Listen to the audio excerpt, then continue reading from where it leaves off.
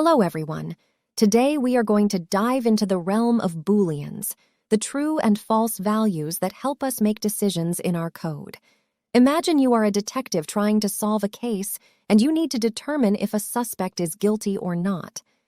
Booleans are like those crucial pieces of evidence that help you make that decision.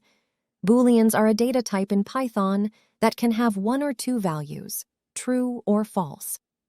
These values are used to represent the truthness of a condition or expression. In Python, you can create Boolean expressions using comparison operators such as equal to, not equal to, greater than, less than equal to, and greater than equal to. For example, 3 less than 5 is a Boolean expression that evaluates to true because 3 is indeed less than 5. Another example could be a metro city equal to true for Mumbai.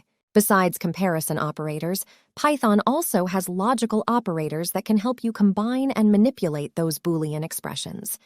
These operators are and or not. They work just like their English counterparts. And checks if both conditions are true, or checks if at least one condition is true and not negates the truthness of a condition. For example, age greater than 30 and gender equal to male could be true for a certain customer. For instance, let's say you want to check if a number is both positive and even, you can use the operator like this. And another example could be age greater than 35 and age less than 50 could be an example to identify a certain set of customers. Now let's talk about Python's built-in functions for working with Booleans.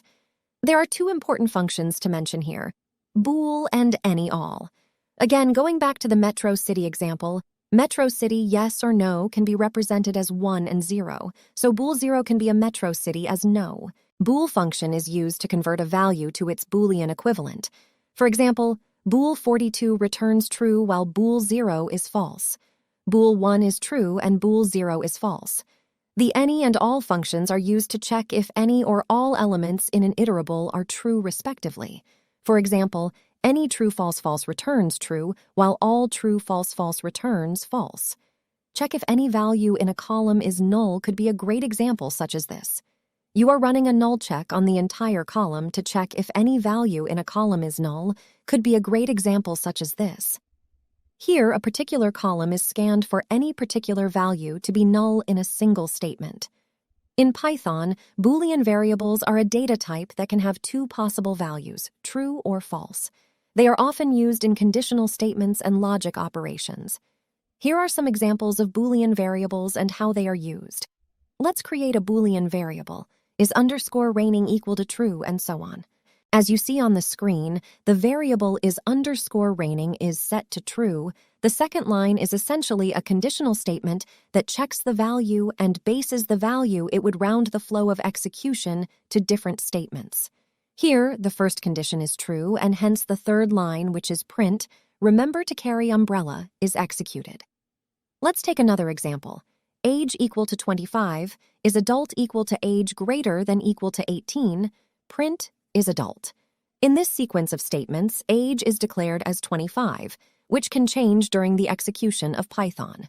However, there is a Boolean function which checks if the age is greater than 18. If so, it would create a value true, else it would assign a value false.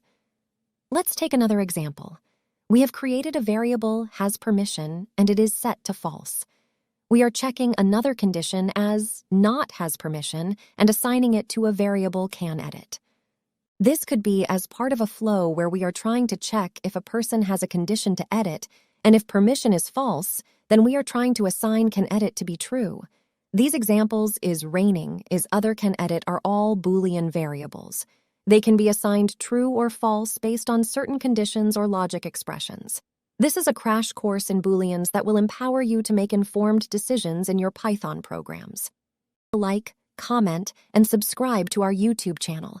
Your feedback and engagement mean the world to us. Let's build a strong Python community together.